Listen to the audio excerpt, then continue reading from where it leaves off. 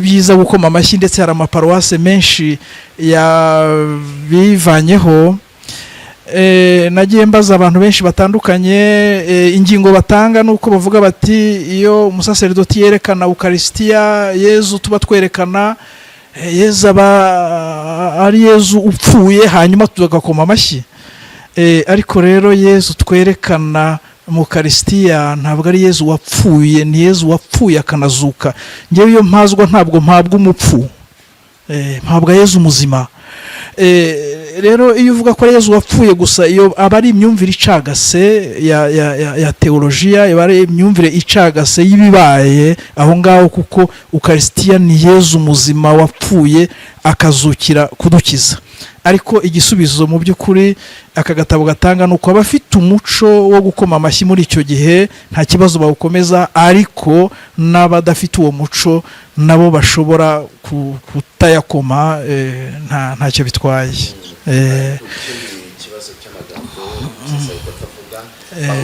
akavuga ati umubiri n'amaraso bya Kristo bituragire bizatugeze mu gihugu bw'iteka. Umwaka bivuga undi nabivuge abakristo bagahera mu gihirahiro. Ariya magambo ubundi nyuma ya consécration haza umwanya wo kwitegura guhazwa.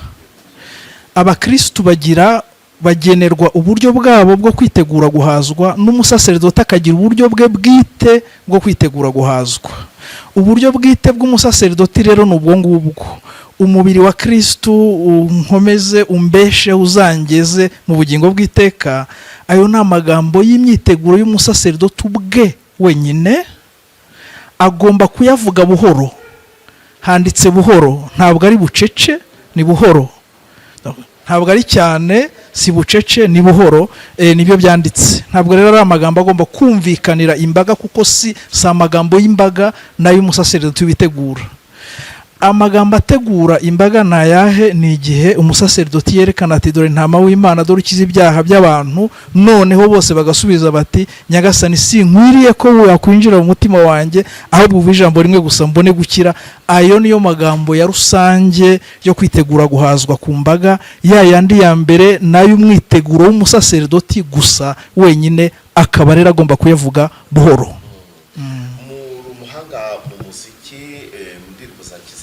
Mwagiye mwandika nyinshi. Hari ikibazo muri ino minsi cy'indirimbo bavuga ati ariko aya magambo ari gukoreshwa, ese izi ndirimbo kuko Kiliziya yarazemeye ko zajya ziririmbwa, mutubwire ku cyerekeranye mushungura gute umuziki, cyane cyane ko indirimbo ziririmbwa mu Kiliziya ari zimwe mu bigize ibiherekeza igitambo cya misa gituro.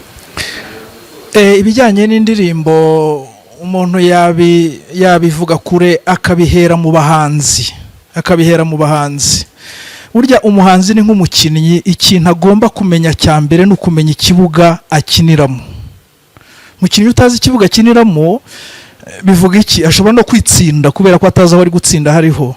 Kumenya ikibuga ukiniramo rero ni ukuvuga umuhanzi agomba kumenya izo ndirimbo ahimba, aho zerekera, aho zigana. Kandi biragaragara no hanze ahangaha hari umuntu uhimba indirimbo y'urukundo ubwo ikajya muri icyo cyerekezo cy'urukundo. Hari uhimba indirimbo igenewe urubyiruko, abantu bashaka gushyushya amaraso. Hari buriya rero abahanzi bagomba kwitondera. Abahanzi b'indirimbo ziririmbwa zikoreshwa muri liturujia bagomba kumenya, nari ngiye kuvuga, icyo kibuga cya liturujia uko giteye. Cyo ni ikintu cya mbere gikomeye, kumenya indirimbo zigomba kuririmbwa muri liturujia ikintu ziba zubahirije. Cya mbere ugomba gusobanukirwa neza na liturujia. Cya kabiri ugomba kuba ufite uburyo usobanukiwe n'inyigisho za Kiliziya kugira ngo utaza kubusanya mu magambo ukoresha. Cya gatatu rero ukaba unafite uburyo usobanukiwe n'ubuvanganzo kugira ngo amagambo ukurikiranya ntabe yica ururimi. Hari rero ibibazo byinshi cyane biri mu ndirimbo rwose ubona n'abantu bakunze, ariko wayireba neza ugasanga ifite ibibazo bikomeye cyane. Ibibazo bikunda kugaragara ni ibibazo bijyanye n'ururimi.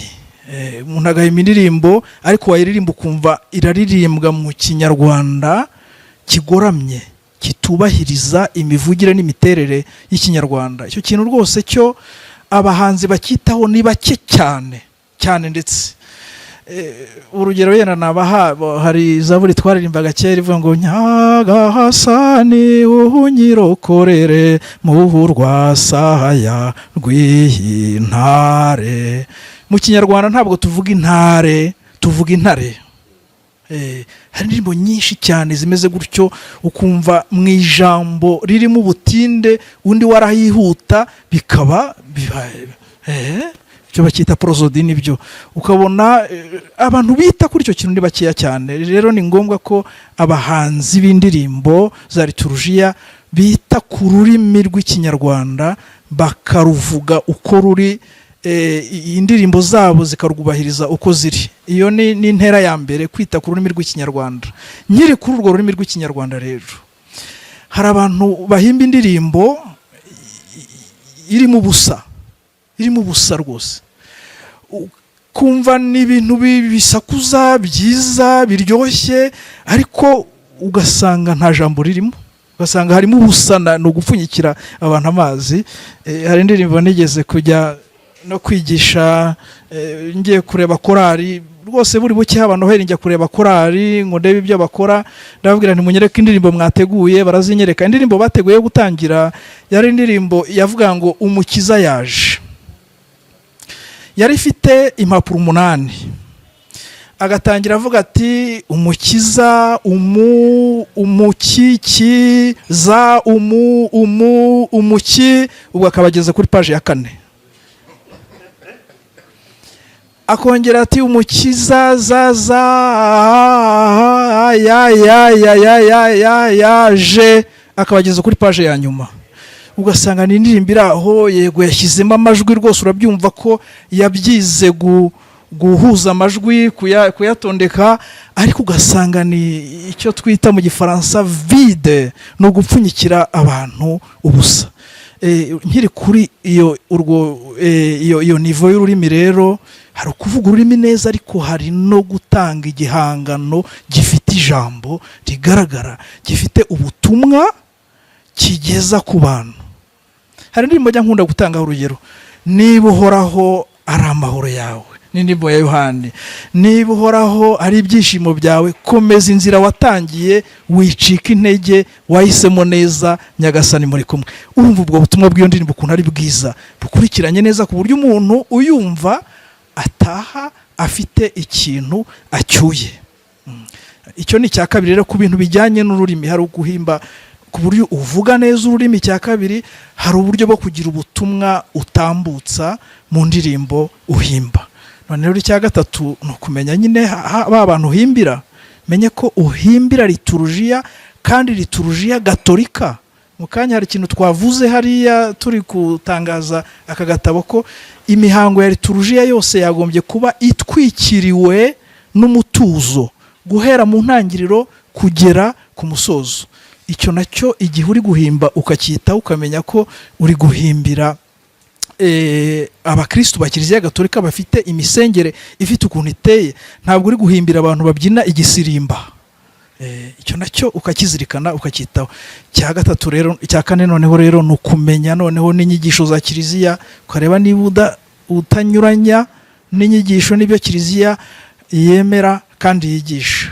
Ikiba gikurikiyeho rero ubwo ngubwo, ubundi kirazira gufata igihangano ukoze uri umwe ngo uhite ugitangaza, utarebye mugenzi wawe umubwira uti ndebera niba harimo ibintu bizima, utarebye umuntu ubona asobanukiwe ngo arebe agufashe. Iyo ni intera ya mbere. Iya kabiri noneho, utanakinyujije imbere y'ubuyobozi bwa Kiliziya kugira ngo buguhe uburenganzira bw'uko icyo gihangano gishobora kwinjizwa muri liturujia. Padi, mukomeje ku by'indirimbo, hari indirimbo 3 zimaze iminsi zavuguruwe na komisiyo, narivuga ngo komisiyo liturgique, komisiyo ishinzwe imihango mitagatifu n'itangwa ribonewe ry'amasakramentu. Ni indirimbo imwe ya Gloria na Credo 2.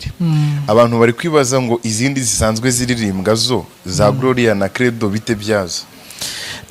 Hari niba ku bw'amahirwe hari zihuje n'amagambo ari mu bitabo bya Kiliziya, zizakomeza ziririmbwe. Ariko niba hari zibusanyije nayo, inama tugira abahanzi nuko bakongera bakazireba nk'uko n'ubundi twakoze kuri izo ngizo za kera hambere, bakazihuza n'amagambo ari mu bitabo bya liturujia nazo zikaririmbwa nta kibazo.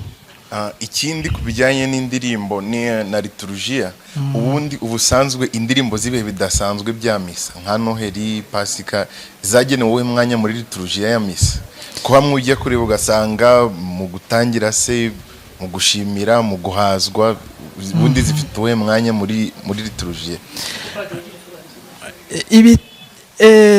Ibintu bijyanye n'indirimbo n'ubundi umuntu uhimba abatekereza ahantu iyo ndirimbo izajya muri liturujia. Buriya buri ndirimbo ifite umumaro bitewe n'ahantu nyine iri. Indirimbo yo gutangira iba ifite ibyangombwa yujuje kugira ngo ibe indirimbo yo gutangira. Ubundi urugero rworoshye ni nk'indirimbo yo gutangira, buriya bavuga ko ifite imimaro nibura nk'itatu cyangwa ine. Umumaro wa mbere ni uwo guherekeza umutambagiro nk'uko twigeze kubivuga, w'abahereza n'abapadiri baje gusoma misa. Akamaro ka kabiri nako gufasha abantu baje mu ikoraniro kunga ubumwe. Buriya abantu baje mu ikoraniro baba bafite imitima iri ahantu hatandukanye. Hari uwaje afite umwana urwaye, atekereza umwana urwaye. Hari uwaje yenda yatonganye n'uwo babana. Hari winjiye mu kiliziya amaze gutongana n'umumotari umuzanye wenda kubera ko atamwishyuye ku buryo bukwiye. Hari uhangayitse yibaza icyo ari bugaburira abana saa sita. Buriya imitima y'abantu binjiye mu kiliziya ibiri ahantu hatandukanye cyane.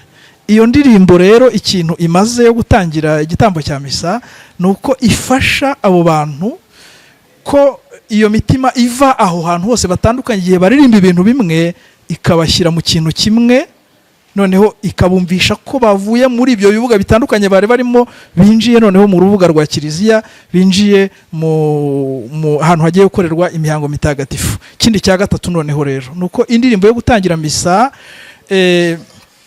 idufasha kumva ikintu duhimbaza, iyobera duhimbaza uwo munsi.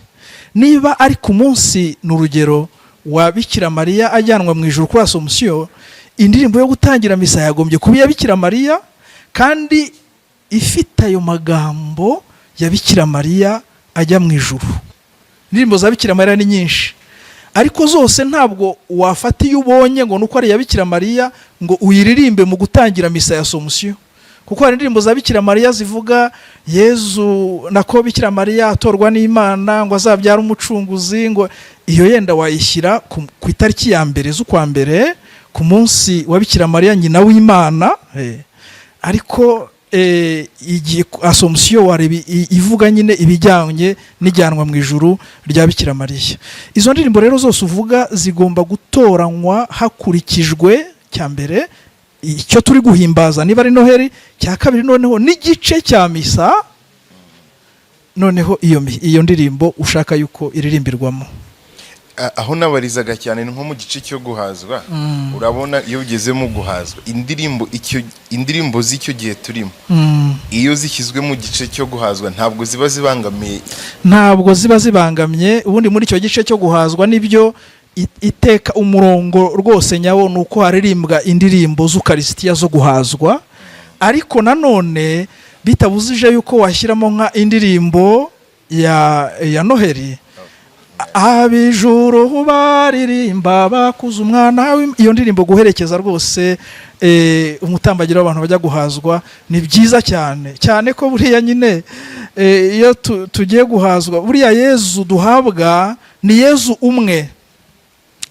umwe, ariko buriya yigaragaza mu mpande zitandukanye. Nicyo gihe tujya kumuhabwa ari muri urwo ruhande rw'uko yatuvukiye, akatwiha muri ubwo buryo bw'uko yatuvukiye. Murakoze. Kiliziya ifite umurongo igenderaho, kandi uwo murongo ni umurongo uba ugamije gushyigikira abana bayo mu kwemera. Ku buryo rero iyo hari ibintu bishobora guhungabanya uko kwemera, biba ngombwa yuko ababishinzwe bagerageza gushaka uburyo babikosora bakabiha umurongo ukwiye, kandi umurongo watuma koko buri muntu wese arushaho kumva ko ukwemera kwe gushyigikiwe, ukwemera kwe